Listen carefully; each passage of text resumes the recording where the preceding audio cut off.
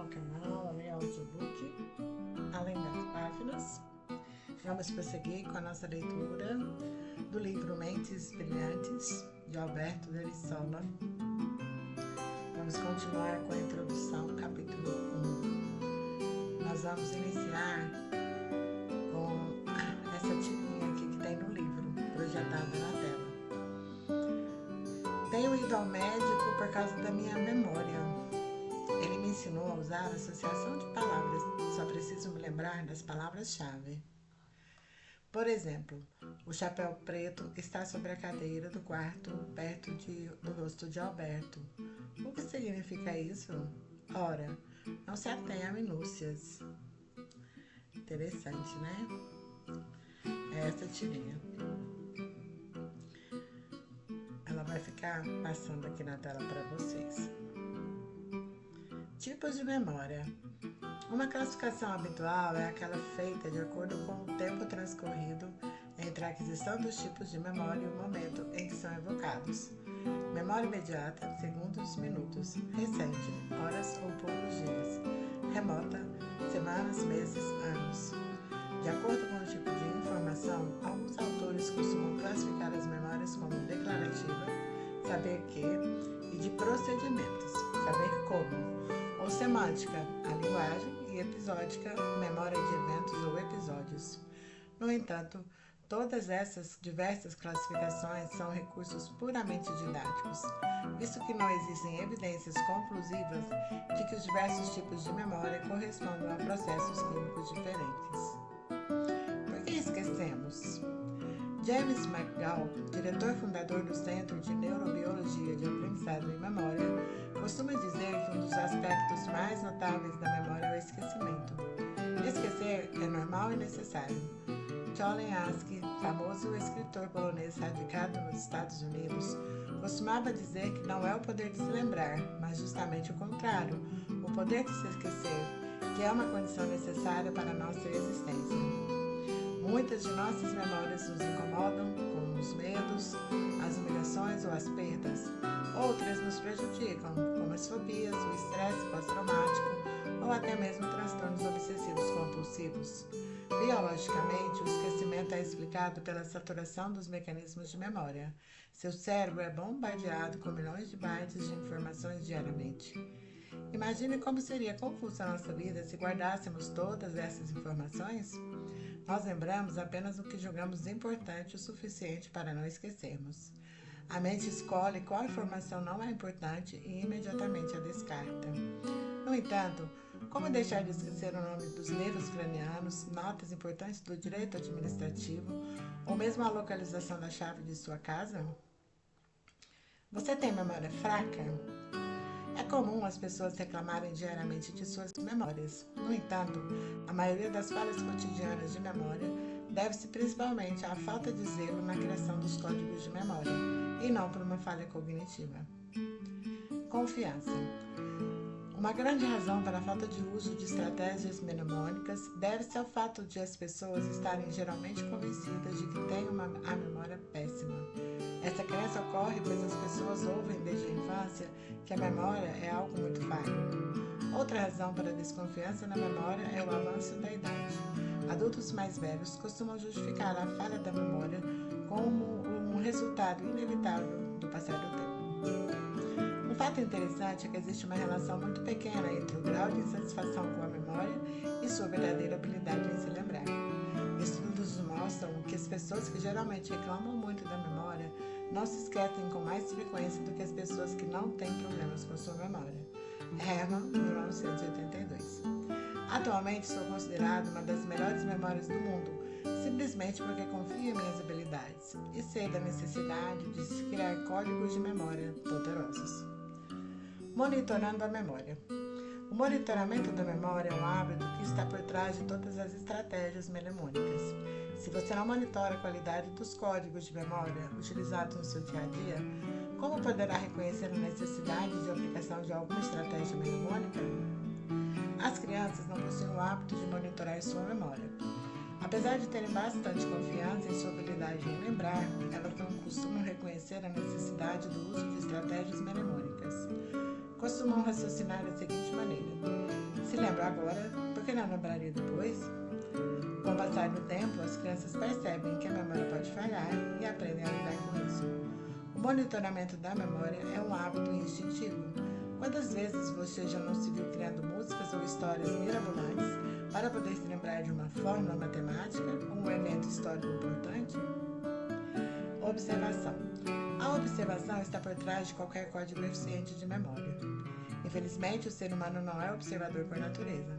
A prova disso é uma brincadeira proposta por Harry Lorayne em um de seus livros. Você possui um relógio de pulso analógico? Caso positivo, cubra-o e responda: o número 6 de seu relógio está escrito com algarismos arábicos ou romanos? Descubra seu relógio e veja se você acertou. Caso você tenha errado, não se preocupe. Em todas as minhas palestras pelo Brasil, pouquíssimas são as pessoas que respondem com convicção e de maneira correta. Engraçado que muitos dizem com convicção a resposta errada. Agora que você sabe como é escrito o número 6 em seu relógio, cubra-o novamente. Que horas são nesse exato momento? Mais uma vez, sua falta de observação provavelmente lhe enganou. Criar o hábito de observarmos mais as coisas ao nosso redor irá tornar nossa memória bem melhor. Interesse. O interesse é o principal pilar da memória. Nós memorizamos com bastante facilidade tudo aquilo que nos interessa. A história de um soldado que voltou de uma longa missão no exterior mostra claramente como um interesse especial estimula inconscientemente a memória. Um soldado voltava de uma missão e foi recebido no aeroporto por sua noiva. Enquanto esperavam a bagagem, ele apontou para a linda moça que viera no avião. É a senhorita Tracy. Como sabe o nome dela? Perguntou a noiva. O soldado então explicou à noiva que o nome dela aparecia junto ao do piloto e do copiloto na porta da cabina de comando. Querido, perguntou ela, como se chama o piloto? Note que a memória funciona automaticamente de modo a ajudá-lo a lembrar. Você se lembra das coisas que deseja lembrar e esquece as coisas que não lhe interessam muito. Se você esquece de pagar uma conta, provavelmente é porque, em seu íntimo, você realmente não deseja pagá-la. Vejo muitas mães me procurarem dizendo que estão preocupadas com os filhos, pois eles têm uma memória muito ruim e andam tirando muitas notas baixas no colégio. Estranho eles terem a memória tão ruim e serem capazes de escalar o time de futebol que torcem, evocar com precisão toda a saga de Dragon Ball Z ou qualquer outro assunto de interesse deles. Os seres humanos, independentemente da idade, têm excelente memória, mas muitas vezes são desinteressados por assuntos realmente importantes. Quando devemos memorizar algo importante, mas desinteressante, devemos criar o que chamo de motivo de memória. A arte de memória.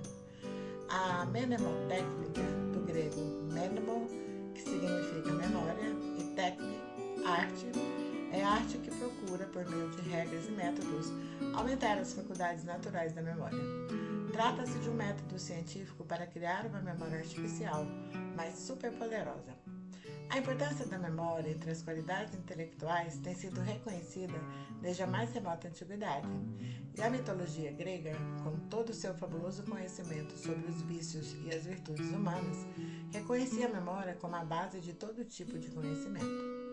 Conta a lenda que, após a vitória dos deuses do Olimpo sobre os titãs, foi solicitado a Zeus que se criassem divindades capazes de cantar a vitória e perpetuar a glória dos olímpicos.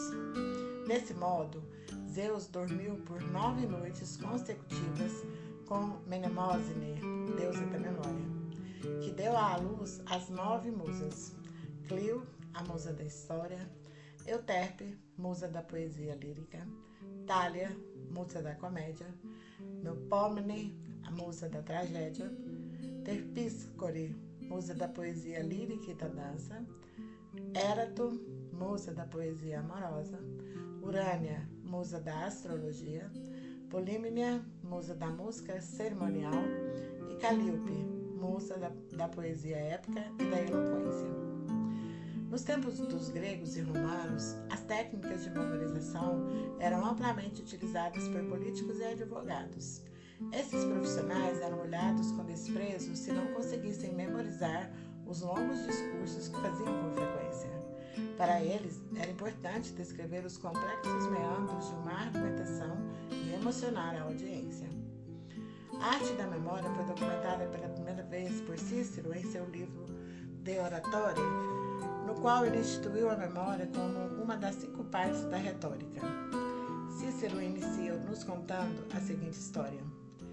Em um banquete oferecido na Tessália por um nobre de nome Escopas, em homenagem a seus feitos nos Jogos Olímpicos, o poeta Simônides de Ceos cantou um poema em homenagem ao anfitrião, incluindo, no entanto, uma passagem dedicada a Castor e Pólux.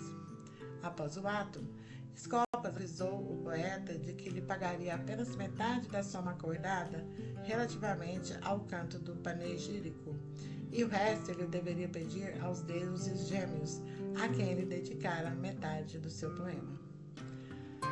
Pouco depois chegou um recado a Simônides que lhe indicava estarem 2 jovens à sua espera fora do edifício.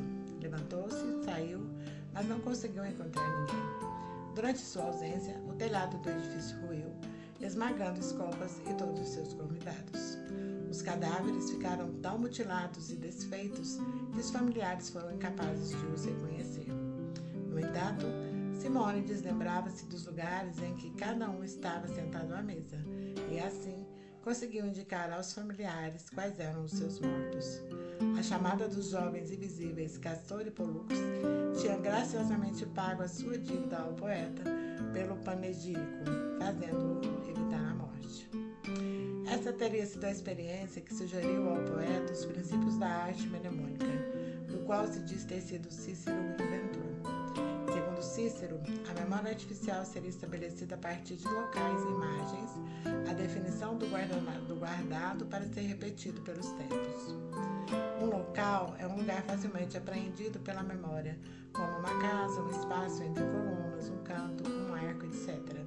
A informação a ser memorizada seria codificada em imagens e formas, marcas e simulacros. Forma é nota-te simulacra, daquilo que queremos lembrar. Por exemplo, se queremos lembrar de um cavalo, de um leão, de uma águia, devemos colocar suas imagens em determinados lugares. A arte da memória é como uma escrita interna. Os locais são como tábuas de cera ou papiros, as imagens como letras, o arranjo e a disposição de imagens como script e a fala, a recitação como a leitura. Os lugares permanecem na memória e podem ser usados novamente, muitas vezes. Bastante já foi dito de lugares. Agora vamos para a teoria das imagens. Há 2 tipos de imagens, uma para as coisas, res, e uma para palavras, verba.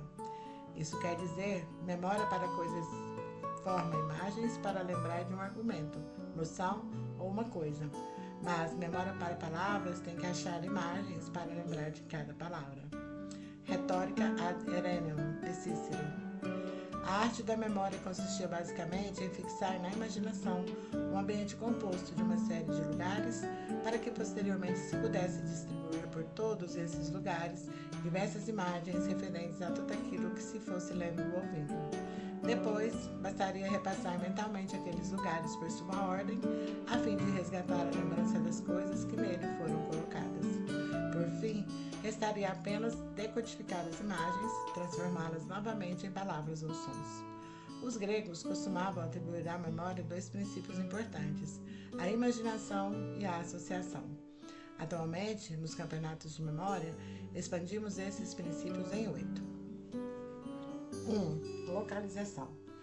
Quando se perde algum objeto importante, a primeira coisa que vem à nossa mente é onde estávamos. Se for criar alguma imagem substitutiva para a memorização, o ideal é que elas estejam ambientadas em locais que você conheça bem. Imagens soltas costumam ser facilmente esquecidas, em virtude da falta de códigos poderosos de memória. 2. Sinestesia. Cada um de nossos 5 sentidos possui códigos independentes de memória. Ou seja, se você memorizar uma poesia por evocação e posteriormente fizer um mapa mental sobre a poesia, criará 2 códigos de memória, totalmente independentes um do outro. 3. Movimento. Em qualquer associação mental, ao imaginarmos movimentos amplos e rápidos, nossa fixação é bem maior. 4. Simbolismo. Substitua palavras abstratas ou termos técnicos por palavras que sejam fáceis de imaginar. Assim, se lhe for pedido para memorizar a palavra paz, é melhor imaginar uma pomba. Caso queira memorizar a palavra violência, imagine um revólver ou algo que lhe remeta à violência. 5. Sensualidade. Todos nós temos uma excelente memória nessa área. Não se sinta constrangido ao utilizá-la. 6. Humor. Imagens divertidas são mais facilmente retidas na memória. Se divirta com suas imagens mentais. 7. Desproporção, exagero. Imagens fora de proporção ou ilógicas fixam mais facilmente em nossa memória. Exemplo: se você for imaginar um elefante e uma barata, coloque a barata em um tamanho gigantesco e o elefante minúsculo. 8. Cores. Sempre que possível, torne suas imagens o mais coloridas possível para facilitar sua retenção. Assim, a criação de códigos poderosos de memória implica a criação de imagens mentais o mais vívidas possível. Lembra-se do ditado que dizia que uma imagem vale mais do que 1000 palavras? Se ela seguir as normas listadas anteriormente, ela valerá bem mais que isso. E assim finalizamos a leitura do nosso capítulo 1, Introdução. Obrigada por estarem comigo até aqui e até breve. Tchau, tchau.